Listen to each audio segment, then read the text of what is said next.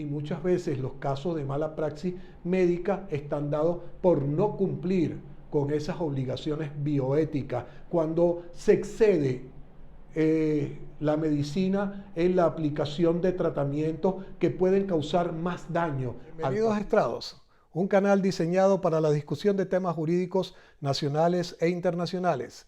Para estar al tanto de nuestros contenidos, suscríbete a nuestro canal. Bienvenidos todos, les habla Antonio Bello Lozano Márquez y en esta oportunidad vamos a tratar el tema de la bioética. Este es un tema que está relacionado con otros videos que hemos grabado y publicado en esta plataforma de YouTube, tales como el de la eutanasia, maternidad subrogada, la dignidad humana y la ética y la inteligencia artificial. ¿De qué estamos hablando? Básicamente del aspecto de la ética en lo que respecta a las ciencias de la salud. La ética como esa parte de la filosofía o como esa disciplina filosófica que nos permite discernir entre lo que es el bien y el mal como tal. Si vamos a manejar un concepto de bioética, es el estudio sistemático de la conducta humana en los campos de las ciencias biológicas y de la atención de la salud en la medida en que esta conducta se analiza a la luz de los principios y valores morales.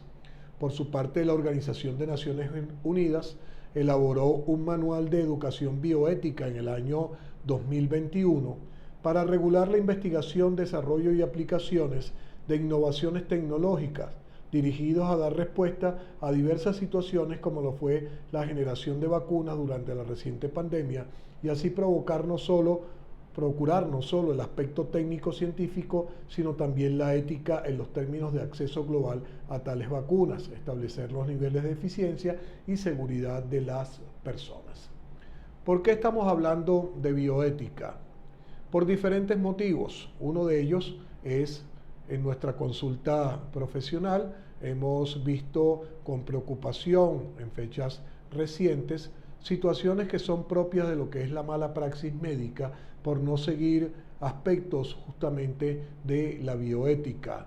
También lo vimos en fecha reciente con el aspecto de la pandemia que dio lugar a ese manual elaborado por Naciones Unidas. ¿Justamente para qué? Para tratar a través de principios bioéticos el que se procurara un número de vacunas adecuado, accesible a la población y se lograra ese efecto de vacunar a la mayor cantidad de gente posible para mitigar o erradicar la pandemia como tal, con todas las consideraciones que eso trajo en su momento desde el punto de vista político, económico, social, etc.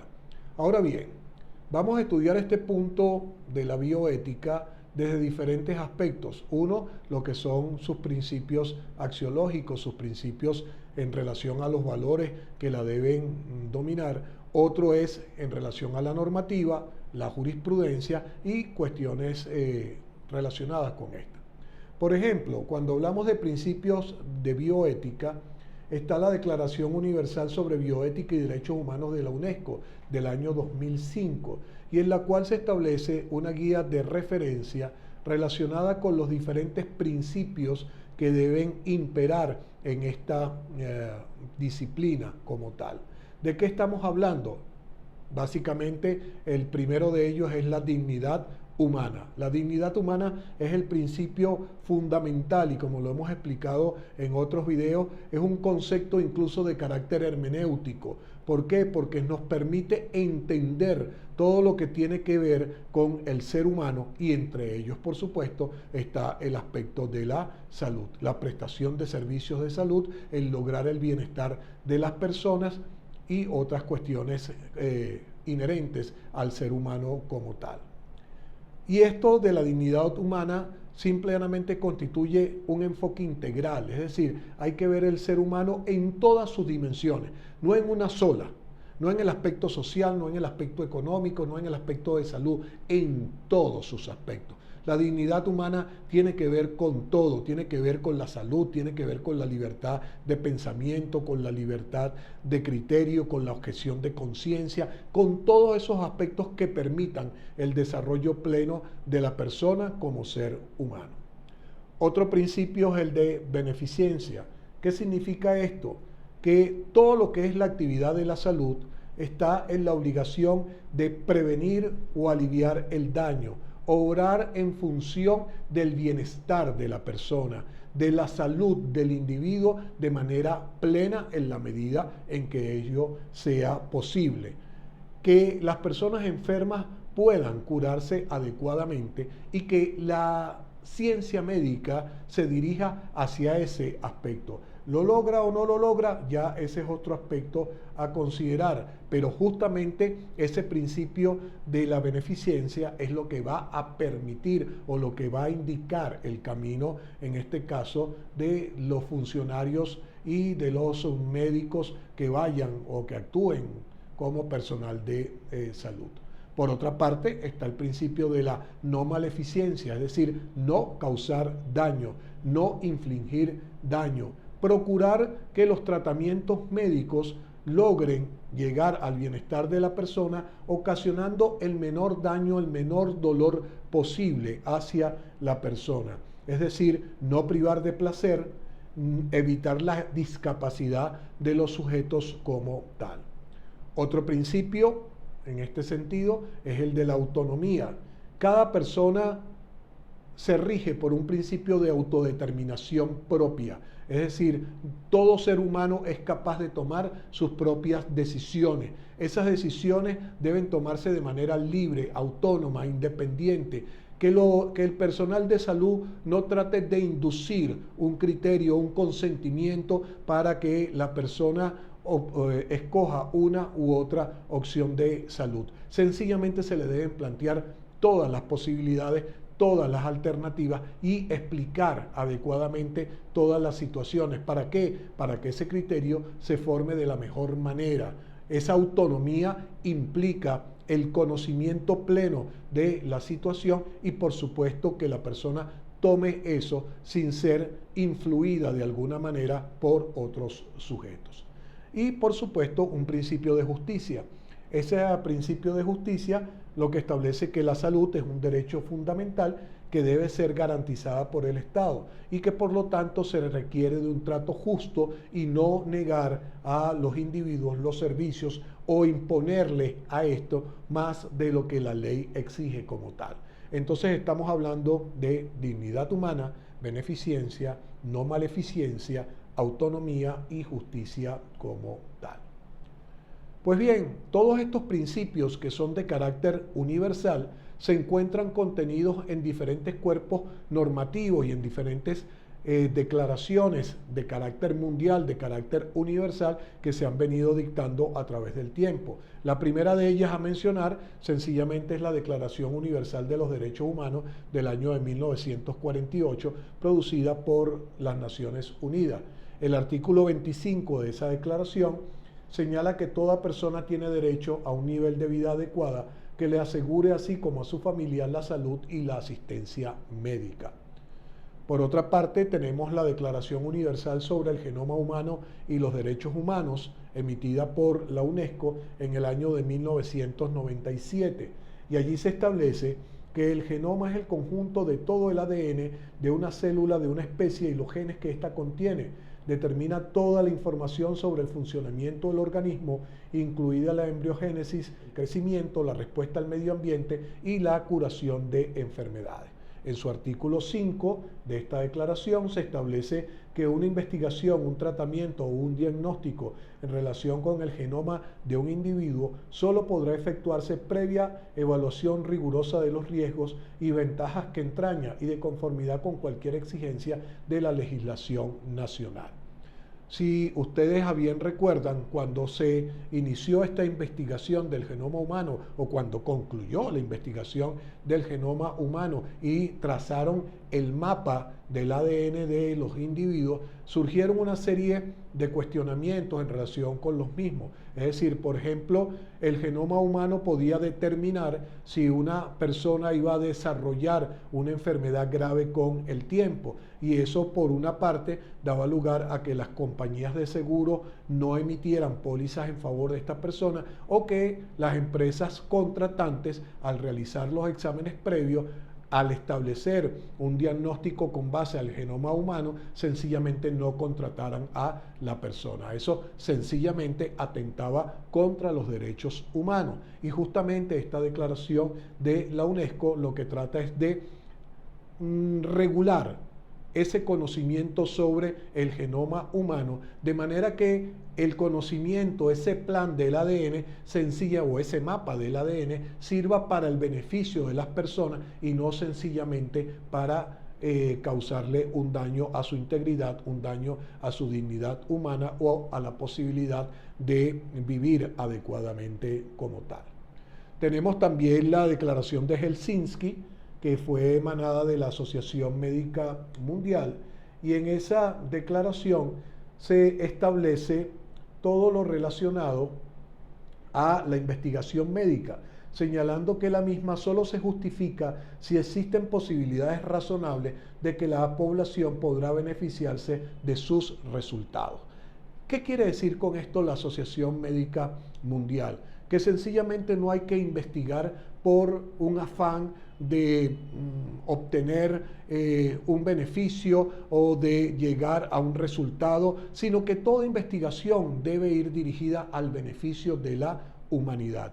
Y que esa investigación sencillamente, para lograrla, no cause daño a la gente, no cause daño al patrimonio humano como tal. Eso es un punto esencial y es una declaración realizada por un organismo de carácter mundial que sencillamente debe ser tomada en cuenta. Por otra parte, tenemos el Convenio de Oviedo, que se produce en Europa para la protección de derechos humanos con respecto a las aplicaciones de la biología y la medicina en el año de 1997. Y en ese Convenio de Oviedo se trataron 3 puntos esencialmente. Uno, la prevalencia del interés humano sobre la sociedad y la ciencia. El ser humano siempre va a estar por encima de esos aspectos. Primero es el hombre, segundo es el hombre, tercero es el hombre. Siempre va a estar por encima de toda situación, por encima de la ciencia, por encima de la cuestión política. Primero el hombre, y el hombre como ser humano de carácter individual, incluso por encima de la sociedad como entidad. El segundo aspecto es el acceso equitativo a una atención sanitaria de calidad apropiada.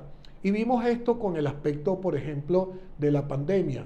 La generación de las vacunas. En aquel momento, es cierto, había una urgencia para lograr la mayor vacunación posible y establecer el llamado efecto rebaño para que justamente la enfermedad, el virus, no se propagara de manera muy extensa como estaba sucediendo. Pues bien, ese acceso equitativo que vimos en ese momento, una competencia feroz entre las diferentes empresas, la Pfizer, la Moderna, de quién elaboraba primero una vacuna o cuál vacuna era más efectiva, y el primero que llegara tal vez obtenía mejores rendimientos económicos que los demás. Sencillamente se tenía que hacer para beneficiar a la humanidad y no con un afán de lucro.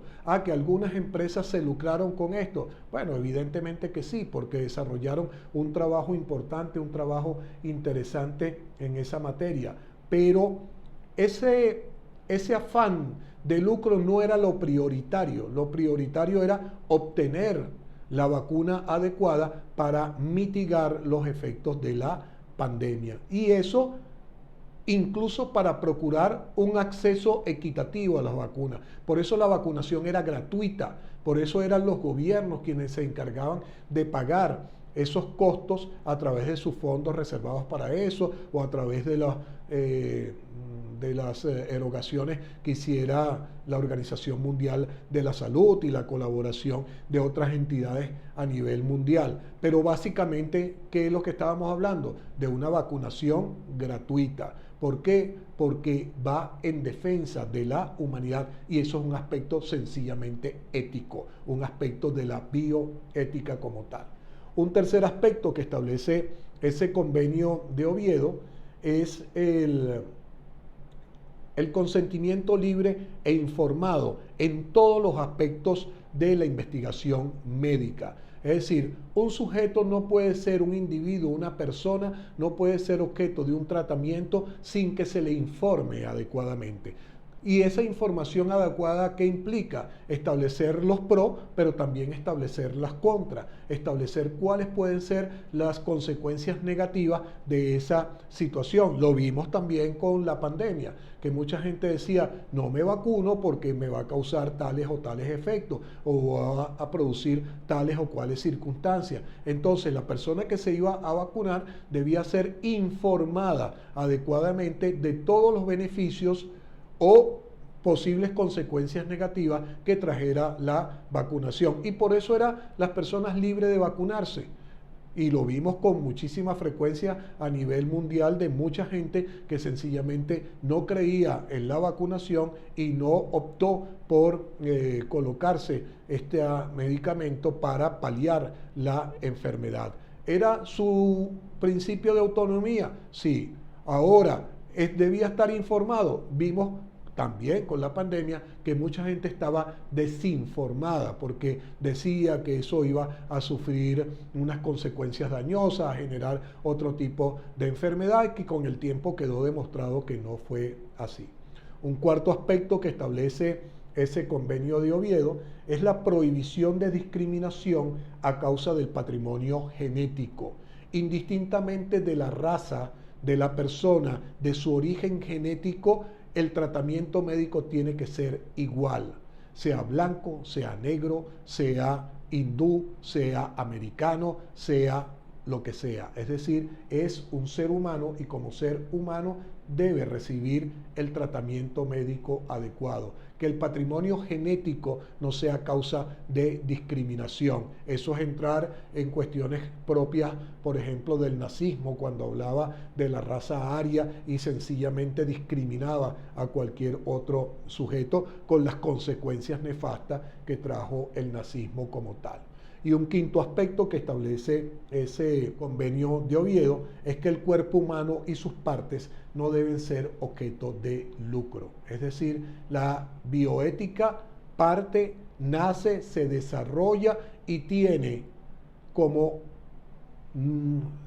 finalidad lograr el bienestar de la persona y no lucrarse con el individuo. Que habrá tratamientos que implican erogaciones económicas importantes, está bien, pero todos tienen derecho a la salud. Así vemos, por ejemplo, que en casos de enfermedades graves como el cáncer, los estados deben procurar suministrar los medicamentos, los tratamientos adecuados. Eso es una función de Estado. ¿Por qué? Porque sencillamente es un derecho fundamental. A que la persona no tiene los medios adecuados para tratarse en una clínica y obtener los tratamientos estos, por ejemplo, de quimioterapia o de otras terapias alternativas que puedan resultar costosas. El Estado debe procurar una atención médica adecuada, ajustada a sus posibilidades económicas, por supuesto, pero siempre tratar de lograr lo mejor posible para los individuos. Hablamos de normativas internacionales, de declaraciones y de convenios a nivel mundial, internacional, universal, pero también vamos a hablar de la normativa nacional. Cuando hablamos de la normativa nacional, tenemos que la Constitución Nacional en su artículo 127 establece que el Estado protegerá los recursos genéticos y el genoma de los seres humanos no podrá ser patentado. Un principio básico, fundamental, justamente que tiene que ver con eso de que no puede haber lucro en esta actividad. Tenemos la Ley Orgánica de Ciencia, Tecnología e Innovación, en la cual en su artículo 6 dispone que los organismos oficiales y privados, así como las personas naturales y jurídicas, deben ajustar sus actuaciones a los principios de ética para la ciencia, de la tecnología y la innovación. Es decir, establece esta ley de tecnología, de ciencia, tecnología e innovación, parámetros axiológicos, parámetros de valores como tal, que deben irradiar todas las demás normativas, que deben irradiar a todas las demás disposiciones que contenga la ley. Tenemos la ley sobre donación y trasplante de órganos, tejidos y células en seres humanos, la cual en su artículo 2 establece que la ley se rige por principios de equidad, ética y probidad. En su artículo 10, prohibición de transacción comercial, monetaria o material en relación a cualquier tipo de trasplante. Todo es con un fin de gratitud, con un fin de beneficencia, no con un fin de lucro como tal. Asimismo, el artículo 22 regula lo que es el uso de las células madre que tan en boga están hoy en día para tratar diferentes patologías médicas, y el artículo 31, el respeto a la dignidad del cadáver en procedimientos de ablación de órganos, tejidos y células madres para trasplante. El hecho de que una persona muere y haya decidido donar sus órganos no significa que su cuerpo, su cadáver va a ser profanado. Debe ser tratado con respeto, debe ser tratado con dignidad y cumplir en ese caso los protocolos forenses que sean adecuados. Por su parte tenemos la Ley del Ejercicio de la Medicina del año 2011, y la cual en su artículo 29 establece evitar el uso injustificado, inútil y dispendioso de servicios como las unidades de cuidado intensivo en afecciones que no la necesiten y en la asistencia de enfermos o enfermedades irrecuperables en la etapa final de su padecimiento. Es decir, ya le fija una pauta para que justamente no haya un abuso en ese sentido. Bueno, vamos a llevar al paciente a cuidados intensivos, eso va a generar pingües o grandes beneficios a la clínica hospitalaria, al centro médico, cuando en el fondo se tiene pleno conocimiento de que no hay posibilidad de recuperación por parte del paciente. Lo vimos también en el caso de la pandemia. Vimos que mucha gente estaba hospitalizada en el caso de la pandemia con el COVID-19 y que muchos pacientes, al ser tratados y que sencillamente cuando su seguro médico se agotaba, las clínicas empezaban con la presión hacia los familiares, hacia las personas que estaban a cargo del individuo para cobrar mayores cantidades de dinero o sencillamente establecer ciertas amenazas de que iban a tener que salir de la clínica. No, estábamos en una situación de pandemia y esa situación impedía que el paciente, por ya no contar con un seguro médico o que no existiera la cobertura para cubrir los gastos, iba a salir de la clínica. Entonces, sencillamente había que prestarle el servicio a la salud y tratar de recuperar ese paciente de la mejor manera posible como tal.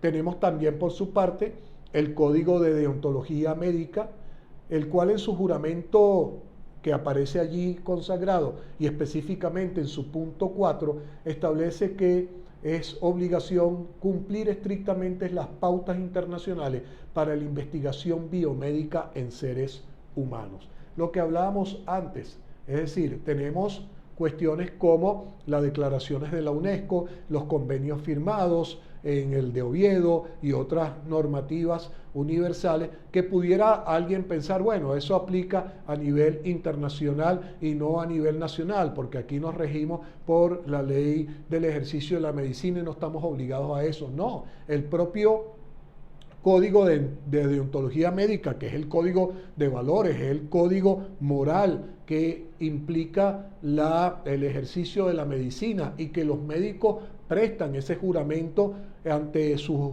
órganos administrativos como tal, federaciones médicas, colegios médicos, etcétera, les obliga moralmente en ese punto. Es decir, toda la investigación médica no es solamente ajustada a las pautas nacionales, sino también a las pautas internacionales.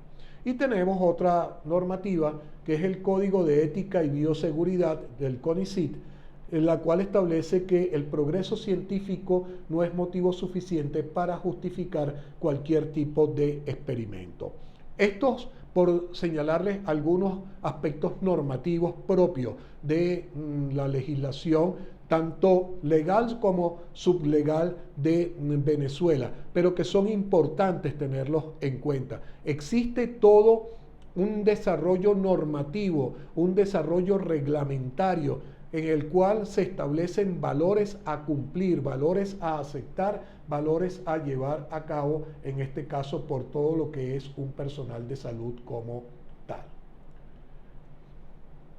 Otro aspecto importante a ver en esta disertación es la opinión, por ejemplo, que ha tenido la Sala Constitucional del Tribunal Supremo de Justicia referenciada a casos justamente donde está de por medio la bioética. Uno es la sentencia número 1456 del 27 de julio del año 2006 que trata de la fertilización in vitro. ¿Qué pasó aquí? Una persona que sufría de un cáncer testicular acudió a una empresa que prestaba servicios de este tipo de fertilización para justamente extraer su semen y hacer un proceso de criopreservación del mismo. De manera tal que ese semen, ante la eventualidad del cáncer que él estaba sufriendo, pudiera ser utilizado posteriormente si no podía obtener después la cantidad adecuada o la calidad adecuada en su esperma para justamente utilizar en procesos de fertilización. En este caso, la persona contrae matrimonio, hace la declaración previa de que él requiere o él aspira a que el semen que él utilizó o que se le extrajo para la criopreservación pudiera ser utilizado en su esposa. Resulta ser que la persona muere y la esposa requiere de la institución hospitalaria justamente iniciar el proceso de fertilización in vitro, a lo cual se niega el centro de asistencia médica, alegando que, vista la enfermedad que este señor sufría del cáncer testicular, era bastante probable que los hijos pudieran heredar esa condición de salud en vista de la preexistencia en su padre. Hubo todo un proceso que fue objeto de amparos constitucionales y que llegó a la Sala Constitucional del Tribunal Supremo de Justicia. Y la Sala Constitucional del Tribunal Supremo de Justicia estableció, bajo principios de carácter bioético, de contrariar principios médicos, morales y constitucionales, mucho menos para incumplir un compromiso contractual. ¿Qué le dijo? Que sencillamente, si firmó un contrato y se estableció esa posibilidad, entonces no se podía negar a hacerlo. Y menos aún cuando no había certeza absoluta de que la persona, de que el cáncer pudiera ser transmitido a través de esa condición hecha por base de la fertilización in vitro. Al no haber seguridad, la persona tenía derecho a eso. Entonces, diciéndole en palabras llanas, ¿para qué contrataste si sabías cuál era la condición de las personas? Una vez que contratas, entonces estás obligado moralmente y legalmente a cumplir con eso. Otra sentencia importante es la 1431 del 14 de agosto del año de 2008, que está referido a las personas que profesan la religión de los testigos de Jehová y la posibilidad de sus transfusiones de sangre. ¿Qué tenemos con los testigos de Jehová? Según algunos principios bíblicos que ellos toman en cuenta, el Génesis, etc., se establece que ellos no pueden realizar o recibir transfusiones de sangre, de plaquetas, cualquier tipo de cuestiones relacionadas con ese sentido de la transmisión como tal. Sin embargo, hay dos aspectos a considerar. Una sentencia bien importante que les recomiendo leer. ¿Qué priva más? La objeción de conciencia derivada de ese principio de libertad religiosa que todo ser humano tiene derecho y que está consagrado en la Constitución, o la preservación del derecho a la salud. Aquí la Sala Constitucional hace un análisis de esas situaciones y establece cuestiones como lo que es el test, en este caso de un test para establecer la posibilidad de llegar a esa circunstancia, a esa cuestión como tal. La Sala, en ese sentido, refirió los siguientes interrogantes. ¿Es válida la objeción de conciencia del testigo de Jehová? ¿Paciente si no existe un tratamiento médico alternativo? ¿O acaso debe el Estado preservarle la vida al paciente de testigo de Jehová y objetor y aún contra su propia voluntad? Es decir, dos interrogantes fundamentales. ¿Tienen derecho o no lo tienen derecho? ¿Se puede ir en contra de la libertad de conciencia o no? Entonces ahí es donde la Sala dice, se debe hacer un test de proporcionalidad, es decir, un test que vaya evaluando todos los aspectos, que los órganos jurisdiccionales, en este caso los jueces, tengan en cuenta todos esos aspectos a seguir: la libertad de conciencia, la libertad religiosa, el aspecto de la salud, etcétera, para al final que llegar a una solución del caso. Esa solución del caso para la Sala Constitucional pasa por aplicar el llamado método de la ponderación. Ese método permite, entre otras cosas, armonizar los intereses en conflicto. ¿Qué señala ese principio de la ponderación como tal? ¿Qué está por encima? ¿La libertad de conciencia, la libertad religiosa, la objeción de conciencia o el derecho a la salud? Sencillamente se pudiera pensar que siempre va a ser la vida como tal. La vida como tal, y si no hay salud, no hay vida. Y entonces, y si no hay vida, sencillamente desaparece cualquier libertad religiosa. Entonces hay que procurar preservar la vida como tal, pero procurar la vida en ciertos términos, no violentando, no conculcando la objeción religiosa, que eso sea el último extremo como tal. Por eso habla la sentencia que en el caso de los testigos de Jehová y de cualquier otra religión que así lo establezca, de buscar métodos alternativos a lo que es las transfusiones de sangre, de plaquetas, etcétera, y que puedan ser efectivos como tal. ¿Hay métodos como tal? Sí. ¿Se han venido aplicando? Sí. ¿Son efectivos o son más efectivos que la transfusión de sangre? Eso es justamente lo que hay que ponderar, eso es justamente lo que hay que tener en cuenta. Porque si el método alternativo sencillamente no funciona, hay que autorizar la transfusión de sangre porque hay que garantizarle la vida a la persona como tal. Para ir concluyendo, y tal como lo señala Porter, la bioética está destinada a vincular las ciencias y las humanidades, a ser un puente entre ellas para colocarla al servicio de la supervivencia de la humanidad. Por su parte, la Corte Interamericana de Derechos Humanos ha señalado que el derecho a la salud se refiere al derecho de toda persona de gozar del más alto nivel de bienestar físico, mental y social, y abarca principios de disponibilidad, accesibilidad, aceptabilidad y calidad. Es decir, todos son principios de orden social. La salud es un principio de orden social.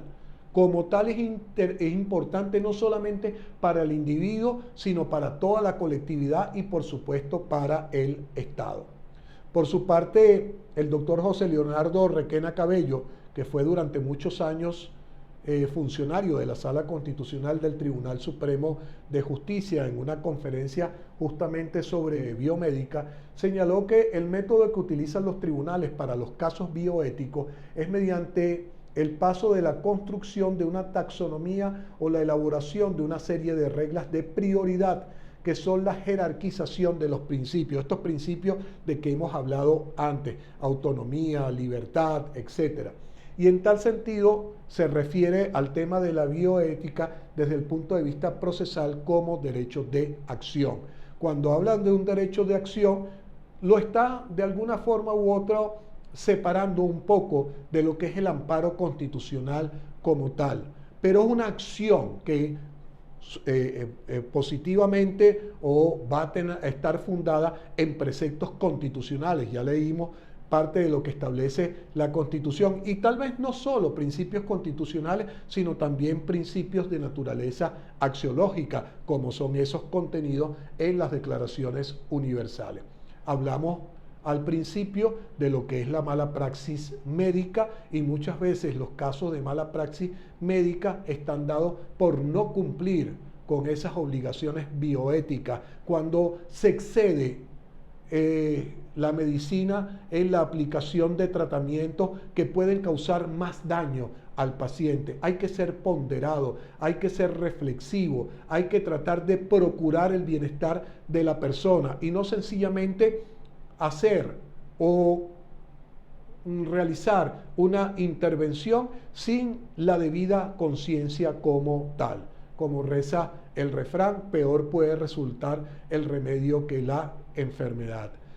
Por supuesto, aparte de ese derecho a la acción que habla el doctor Requena, también por supuesto hay responsabilidades de tipo civil y de tipo penal en los casos de mala praxis médica. Cuando hablamos de tipo civil, estamos hablando del artículo 1185 del Código Civil, el cual establece el que con negligencia, impericia o imprudencia causar un daño a otro está obligado a repararlo. Y hay muchos casos de mala praxis que tienen una reclamación de índole civil, y también, por supuesto, de todo delito nace tanto la responsabilidad penal como la responsabilidad civil. Puede ser que una persona, un médico, un personal de salud, una institución sea objeto de averiguaciones de tipo penal y de su funcionario de tipo criminal por sencillamente no cumplir principios de naturaleza bioética. ¿Qué queremos decir con esto? No es establecer una situación de amenazas ni nada por el estilo, sino que sencillamente hay que tomar en cuenta la ética. La ética es una filosofía que no sencillamente sirve para discutir o para hablar bonito o para discusiones de tipo académica. Es algo que debe estar implícito en todas las profesiones. Así como los abogados debemos actuar con ética, con probidad, los médicos también lo deben hacer. Entonces hay un aspecto de biomedicina y sencillamente de bioética, y sencillamente con esta disertación lo que queríamos es dar a conocer aspectos como estos que mucha gente no tiene claro y tal vez no conoce los derechos a los cuales le pueden asistir en el caso de discutir con un personal de salud sobre los tratamientos médicos a seguir. Gracias por su atención.